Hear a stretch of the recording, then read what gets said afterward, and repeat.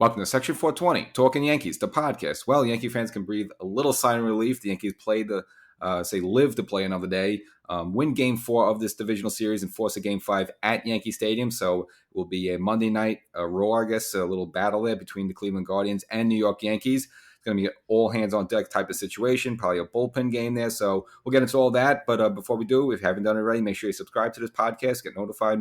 New content goes up throughout the rest of this postseason and some off season. So why not? So Section 420, Talkin Yankees. So again, the Yankees blow it big time on Game 3 and take a 5-3 lead there, choke in the ninth inning there, give up 3 runs. Cleveland with a dramatic 6-5 walk-off win, but it was more just a lot of just bad mismanagement by the Yankees there in the bullpen. But again, you kind of have to put that all aside because then they're staring down an elimination in Game 4. But you kind of like your chances. The Yankees, had a good, at least on the onset, said that you felt good that they should be able to at least bring this back for a Game 5, especially with Garrett Cole on the mound. Again, 2 good regular season starts against the Guardians this season. And, of course, Game 1 pitched brilliantly as well. And he did as well as in this game, too. And again, the offense gave the same amount of runs, 4 runs, and that was just enough for him and the Yankee bullpen to work with. Again, kind of no dramatics there. And actually, in the ninth inning, you figured maybe Cleveland would put up a little bit more of a fight. And Peralta kind of buzzed through them pretty quickly there and easily, and they kind of went out with kind of a whimper, which is just kind of surprising because you figure they may want to work the counts a little bit more, maybe just get the crowd into it, stuff like that, but not the case. But nevertheless, the Yankees now, before the game started, again, Boone did get some criticism of using Clark Schmidt yesterday. Again, got the second out there of the inning, but unfortunately gave up the game-winning hit to Oscar Gonzalez. But nevertheless, again, Boone's reasoning that he just didn't want to use Clay Holmes 2 games in a row. Did use him tonight, and Holmes was effective enough. But again, that was late in the game. So a little tweaking with the lineup, and mainly because you kind of saw this coming. Again, kind of sloppy in the field. Again, had an error in the first game, and then an error and kind of a misplay in yesterday's game. And he's given the Yankees pretty much nothing at the plate. So I understand why they made this move. Moved Oswaldo Cabrera from left field to shortstop. And then, as I mentioned, that maybe the Yankees should consider giving Aaron Hicks at least a look out in left field there. Again, I don't think they're really interested in seeing Hicks, what he has to offer. I think this is more to maybe punish kind of for left field. Again, it's been kind of horrible during this postseason run so far with the Yankees. So, again, understand the move there. Kind of surprised it did just because, Cabrera was playing so much outfield towards the end of the regular season and, of course, during this divisional series to kind of switch him cold like that to shortstop. But nevertheless, he did it, and he was fine. Wasn't really tested too much and made kind of all the plays he needed to make there. So that was kind of the tweak to the lineup. And, of course, Trevino back at catcher with Cole there on the mound there. So the Yankees struck early first and one, kind of went with the same lineup, moved Judge down to the second place hitter, meaning that Gleyber would lead off. Would get a single, would put himself in the position, would be at second base, and then Rizzo would open up the scoring for the Yankees with an RBI single, put the Yankees on the board 1-0, and then in the second inning, the Yankees added on to their their little postseason hero, Harrison Bader, again, just keeps making that Jordan Montgomery trade look better and better with a 2-run home run. Again, this is off Cal Quantrill, who Bader hit a home run in Game 1 of the series against him as well. Hits a 2-run home run this time. Again, Donaldson reached before that on an opposite field single, one of the rare offensive moments for Donaldson actually doing something in this series. But at this point, putting the Yankees up 3-0, and you have Cole there dealing on the mound. Now, he would eventually run into a little bit of trouble in the third inning with Quan holding Rizzo there on first base, created a bit of a hole. Rosario able to poke a single through the first and second base hole there. So now you had runners at first and second with the third place hitter, Jose Ramirez, up. Again, during the series, he's got a bunch of bloops and bleeders and bunkers and dunkers that have gone in. He's absolutely killed the Yankees and did it yet again here. Same situation.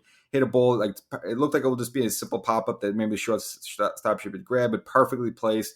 Bounces in between the left fielded Hicks and shortstop Cabrera there. So bounces in, of course, the speedy Quan able to go all the way around and score for them and cut into the Yankee lead 3-1.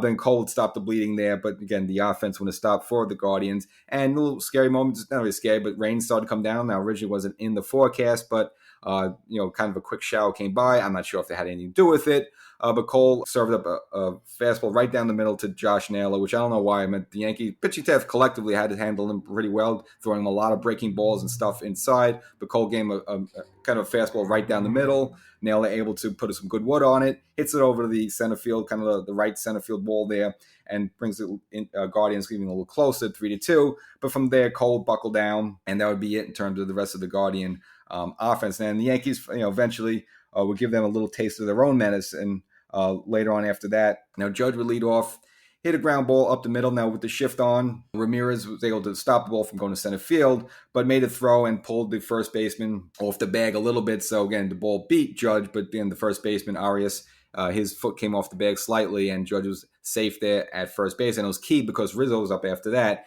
And Rizzo with 2 strikes, choking up on the bat there. Now, he had kind of two little bloopers there. So one bloop kind of went towards third base a little bit, which no one was even round covered because they put a severe shift on Rizzo, but the ball bounced immediately with the backspin right into foul territory right away. And then a pitch or two later, Rizzo did the similar thing, hit it to left field, and even Rizzo kind of walked a little bit, didn't think it was going to be a hit, but actually just made it into fair territory, and then finally Rizzo started to bust it. Now Judge was ready, hustling already, on contact. So from there, was able to get to third base, and then Rizzo easily cruising to second base. So again, Yankees were set up to tack on some runs for Cole, which was much needed, which they didn't really do as much as they could have the night before. Added another run thanks to Giancarlo Stanton, got a high pitch.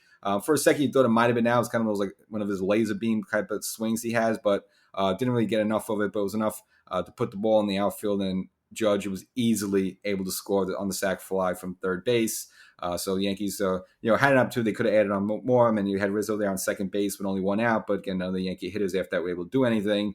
So the Yankees had to settle for one there, but again, at that point, have a 4-2 lead. And again, Cole's kind of rolling along a little bit. You're feeling better and better and better.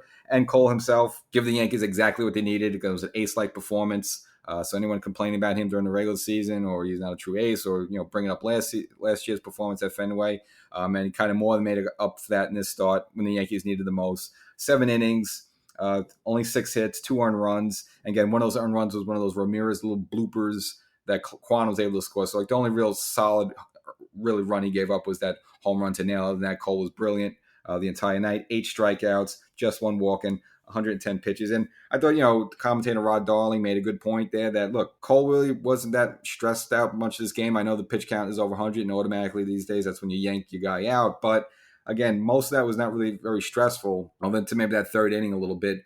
So I think you could have possibly bought him out for one more inning, just because of the fact that even if the Yankees get past Cleveland and go to the next round, Cole's not going to pitch till game 3, and at that point he would be on a full 5 days rest. So again, if you can push him just a little bit more, that'd be the opportunity to do it. But then surprisingly, next thing you see, Clay Holmes warming up. I'm like, wait, Clay Holmes, he's usually the 9th inning guy. But I guess, again, Boone not really going to find roles. He's going with the matchup, so it kind of makes sense with, again, if things went the way they looked like they were going to go, it would seem like they would have Josh Naylor and Jimenez, 2 lefties, in the 9th inning there, so it makes sense. Save Peralta for those guys and go for Holmes in the 8th inning there. So a little unconventional flip-flop there. Ended up working out.